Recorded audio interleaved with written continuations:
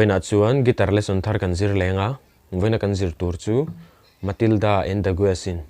ka Thinlung Hliam tin sakha Perhdan kan endon ni masabera chuan A minor ring kan la dona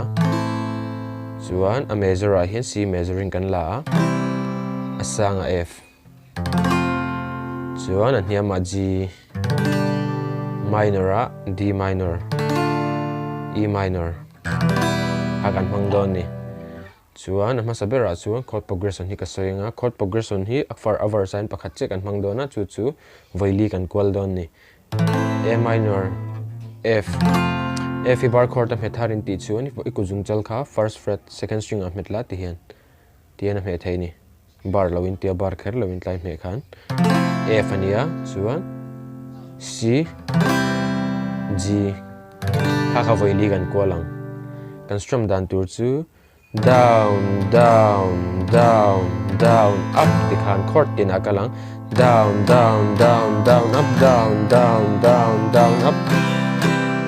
down up down down down down up G kan to pa khan A minor a chang bokin kan chan le zel don ni chu down down down down up down down down down up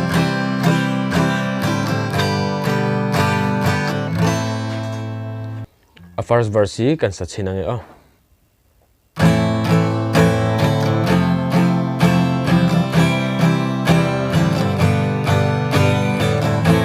Thinlung Hliam kazaom namin laksaka nausen yamin luai thi kanul thin mariak ten tunalung chirin kaza ngei na iron phut mo at lai zau ta Hliam mai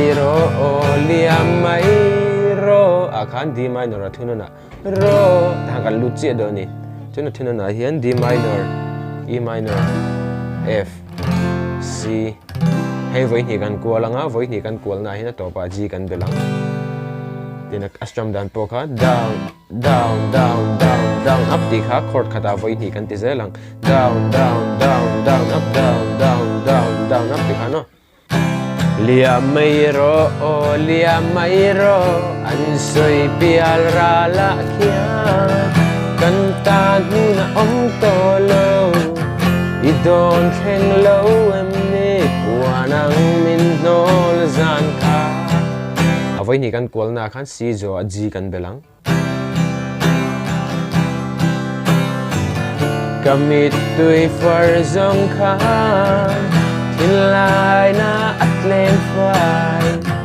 adai lenta itan kapmangai na chuan a first verse ka sa chalenga bulchangin chuan second verse ka satluan ngalangan chia themol samna second verse po hi a first verse nen kana Perhdan engki mai nang veka kron soi fia to lo nga ka per choka nga ulgdon lo ngai thadone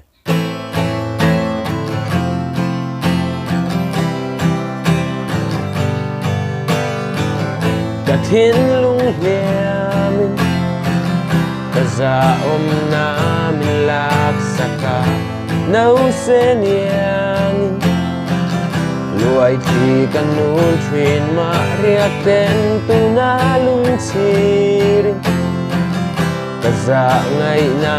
iron phut mo at lai zau ta Hliam mai ro an soi pial ra la kia kanta nu na om to lo I don khen lo em ni wanang min nol zan kha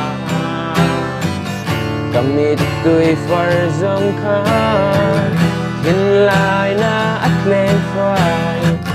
adai lenta itan kapmangai na Kadon kirchina idu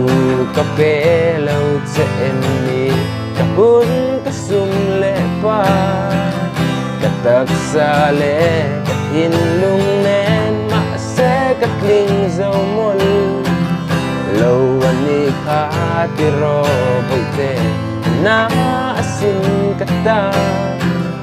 dân tình có phẩm chuyện cùng lấy gió la anh sơi pial ra la kia tan ta nu na om to lo i don khen lo em ni wa nang min no la zan kha kamit tui far zong khan tin lai na at le fa adal nen ta e dan ka pangai na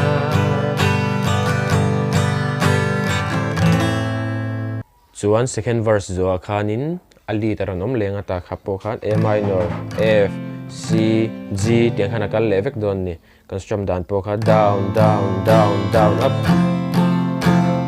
ti khana kal levek ang chuan a chorus teranom lenga khapo kha angai buki kan per le don ni chord progression ngai vek khan hemi D minor E F C T vel ten khan mo khami chord progression ten khan equal levek don ni ole khati song kha tun tuma guitar lesson kan zir thei chen ni se heka video chai tia hlawkpui na lo nei ni chuan comment mi lo like mi lo subscribe be don nia guitar lesson le pe ka kanin hula cheu don nia